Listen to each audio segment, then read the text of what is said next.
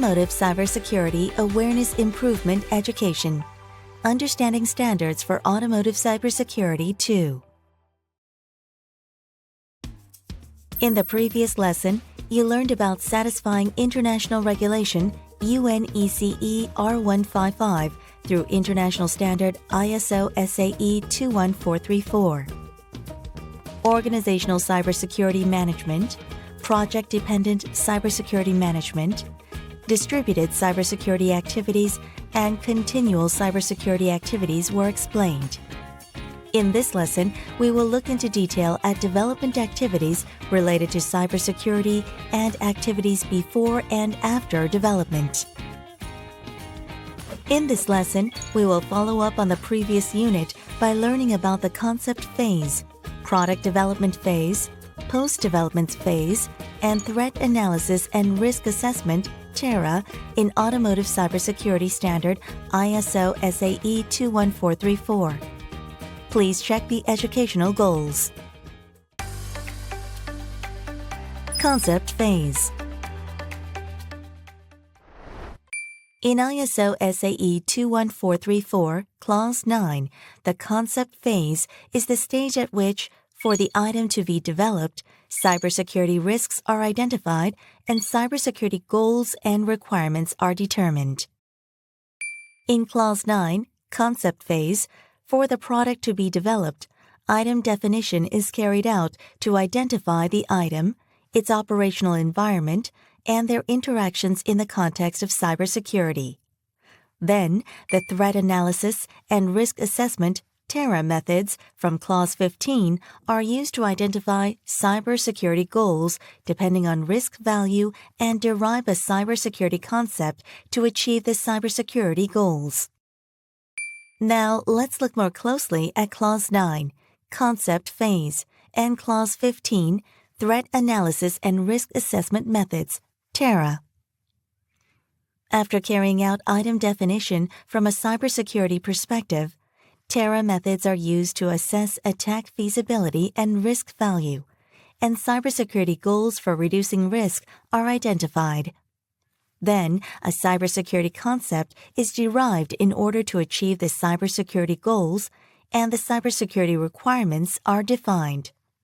The detailed content of TERA will be explained in more detail later on.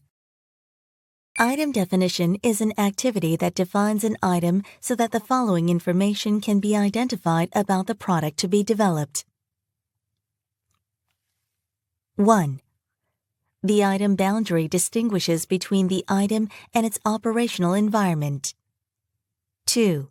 The item function describes the intended behavior of the item during the life cycle phases and includes the vehicle functionality that is realized by the item. 3. Preliminary architecture can include identification of components of the item and their connections, and external interfaces of the item. In addition, information on constraints and applicable cybersecurity standards can be considered, and a description of the operational environment and its interactions with the item must be included to enable identification of relevant threat scenarios and attack paths. TERA means activities that assess cybersecurity risk and decide on risk treatment methods. Assets are identified through item definition. Risks are assessed by combining the possible damage and threats that may occur if the security characteristics of the assets are damaged. Also, activities are required to decide on a risk treatment depending on risk value. If TERA activities have been used to decide on a method of threat treatment, activities are required to mitigate risk. Cybersecurity goals are defined abstractly on the highest level to allow the company developing an item to carry out activities to mitigate risk. In addition, cybersecurity claims are defined to allow the company developing an item to carry out activities to share or transfer risk. Cybersecurity claims may require other companies developing items belonging to an operational environment to carry out cybersecurity goals for them and may become particular assumptions. If cybersecurity goals and cybersecurity claims have been defined, the item definition must be checked to confirm the correctness and completeness of the analysis. In addition, depending on the decision of a risk treatment, the correctness, completeness, and consistency of cybersecurity goals and cybersecurity claims must be checked. A cybersecurity concept defines cybersecurity goals and the requirements for achieving them. The requirements may include both technical and operational factors. The cybersecurity requirements define the requirements for items needed to reduce risk abstractly on the highest level, and also describe requirements for the operational environment. These plans for risk mitigation are called cybersecurity controls. If a cybersecurity concept is defined, the completeness, correctness, and consistency of the cybersecurity goals are checked, and the cybersecurity claim is assessed for consistency. Product development phase. In Clause 10, Product Development Phase, cybersecurity requirements are defined for each stage, including design, integration and verification, and validation. At the design stage of product development, cybersecurity specifications for an item need to be defined based on the cybersecurity requirements derived from the concept phase, and an architecture needs to be designed.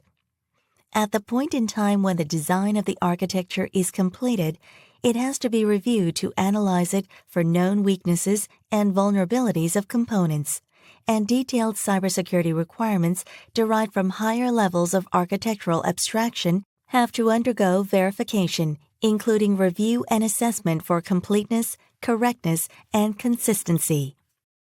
In addition, when a product is implemented, reliable design and implementation principles such as MISRA-C and CERT-C must be applied to prevent or minimize the introduction of vulnerabilities.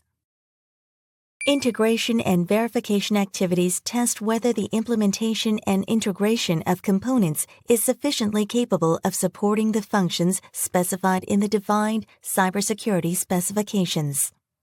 These activities make it possible to check whether the cybersecurity requirements of the implemented product are satisfied and are safely applied. Verification methods include interface test, static analysis, and dynamic analysis, and through these tests, it can be verified that the implementation and integration of components satisfies the security specifications. In addition, in order to minimize unidentified weaknesses and vulnerabilities remaining in a component, security tests such as functional testing, vulnerability scanning, fuzz testing, and penetration testing are carried out. Cybersecurity validation means checking on the vehicle level to confirm that cybersecurity was considered from the concept phase through the final development results of the product development phase. In order to do so, there needs to be checks of whether the cybersecurity goals defined in the concept phase have been achieved, whether the cybersecurity goals are appropriate from a risk perspective, and whether the cybersecurity claims is valid. Methods for cybersecurity validation include a review from the concept phase to the final work products of the product development phase to check whether the cybersecurity goals have been achieved, and to review identified threats. In addition, penetration testing is carried out to verify the appropriateness and achievement of cybersecurity goals. Post-development phase. In the post-development phase, Clause 12, Production, Clause 13, Operations and Maintenance, and Clause 14, End of Cybersecurity Support and Decommissioning, define the requirements for cybersecurity at each phase of activity. As part of production activities, a production plan has to be written to establish and check cybersecurity requirements that have to be considered when products are produced and assembled. The production control plan needs to include a sequence of steps that apply the cybersecurity requirements for post-development, a list of production tools and equipment, and cybersecurity controls to prevent unauthorized alteration during production. In operations and maintenance activities, a cybersecurity incident response system has to be established in order to minimize impact and prevent a recurrence in the event of a cybersecurity incident. The cybersecurity incident response plan must include identifying interested parties and establishing communication channels, assigning responsibilities and authority for incident response, and carrying out remedial action to remove the cause of the cybersecurity incident occurring. In addition, updates of software that has been improved through remedial actions must be carried out on the items and components inside vehicle according to the defined documentation. With the end of cybersecurity support and decommissioning activities, an organization can end cybersecurity support for an item or component, but that item or component can still function as designed in the field. Because of this, although both the end of cybersecurity support and decommissioning may affect cybersecurity, their differences need to be considered to establish separate activities.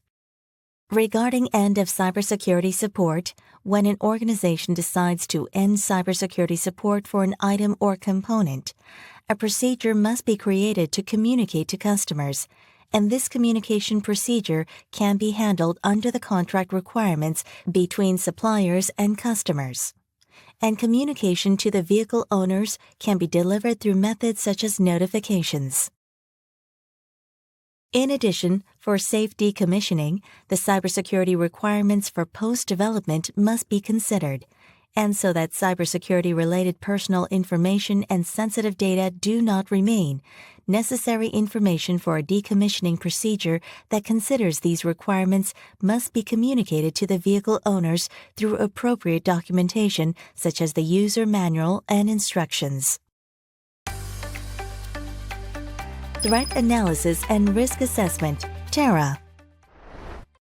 Threat analysis and risk assessment methods are used to determine the impact of cybersecurity risks on interested parties. According to the ISO SAE 21434 standard, TARA can be used for the various stages of a vehicle life cycle, concept, development, and post-development for a particular purpose at each point in time. 1. Concept phase. Used to derive cybersecurity goals. At this point, TARA can identify major cybersecurity requirements and determine priorities. 2. Development phase. TARA is used to identify additional vulnerabilities and determine impact and attack feasibility for them during steps such as architecture design improvement. This can strengthen cybersecurity during the design phase. 3. Post-development phase. TARA is used to analyze and assess cybersecurity events identified through cybersecurity monitoring. This allows of identification and response for cybersecurity issues that occur in the actual operating environment. TARA is used as an important tool for continuously assessing and improving the cybersecurity of vehicles. Through this process, awareness of cybersecurity threats can be enhanced and the associated risks can be minimized. Threat analysis and risk assessment activities proceed according to the steps shown. The asset identification process includes 3 elements. These are assets, the security characteristics of assets, and damage scenarios. An asset means something that is worth protecting, and it can be identified using item definitions and impact ratings, derived from a threat scenario or identified based on predefined catalogs. The security characteristics of an asset are the characteristics of the asset that need to be protected, such as confidentiality, integrity, availability, approvals, non-repudiation, and authorization. A damage scenario explains the relationship between an item's functionality and negative consequences, and damage to road users and/or to property. To take an example, if you say that the assets on an infotainment system are saved personal information, the customer's personal preferences, then the main security characteristic of the asset is confidentiality. The damage scenario is that a loss of confidentiality could lead to personal information being shared without the customer's consent. Or, for example, if the asset is the communication data for the braking function, then its main security characteristic is integrity. The damage scenario would be that if the integrity of communication for the braking function is compromised, then while the vehicle is traveling at high speed, unintended braking could lead to a rear-end collision. An impact rating is an activity based on the damage scenarios of identified assets and rates the impact of damage.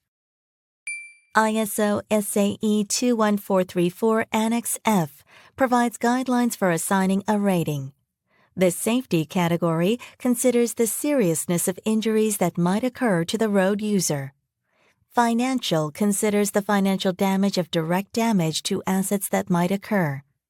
Operational considers effects on functionality, and privacy considers the exposure of personal information related to road users in assets. These 4 categories are each divided into 4 categories: severe, major, moderate, and negligible in the guidelines. The final impact rating is determined by assessing the rating of each damage scenario and looking at the highest rating from among the 4 categories. In the example above, damage to communication data related to braking could severely impact the operation of the vehicle, so the impact rating is determined to be operational, severe. A threat scenario defines the content included in the assets, the security characteristics of assets, and threats causing damage to security assets for each damage scenario. A threat is the cause of damage to security characteristics. For example, falsification can be considered a threat to the security characteristic of integrity. There are a number of approaches for identifying threat scenarios, and approaches that are used for modeling are based on frameworks like EVITA, E-Safety Vehicle Intrusion Protected Applications, TVRA, Threat Vulnerability and Risk Assessment, PASTA, Process for Attack Simulation and Threat Analysis, and STRIDE, Spoofing, Tampering, Repudiation, Information Disclosure, Denial of Service, Elevation of Privilege. In attack path analysis, threat scenarios are realized to define all paths by which an attack could successfully be carried out. Approaches to attack path analysis can be based on the following.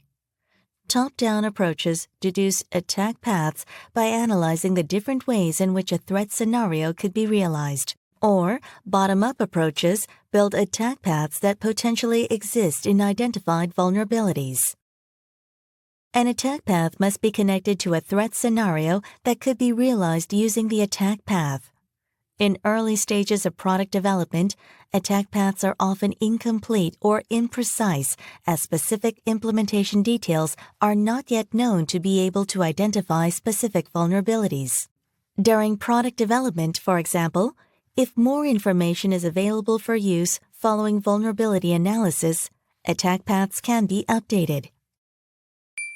This activity is used to assess the feasibility of an attack using an attack path and assigning it a rating. A high rating means that realizing a threat scenario using the attack path is easy and an attack is likely, and a low rating means an attack is difficult and the likelihood is negligible. ISO SAE 21434 Annex G, Guidelines for Attack Feasibility Rating, introduces the following 3 approaches for assigning a rating. An attack potential-based approach includes the core factors of elapsed time, specialist expertise, knowledge of the item or component, window of opportunity, and equipment. A CVSS-based approach assigns a rating based on a consideration of exploitability matrix, including attack vector, attack complexity, privileges required, and user interaction.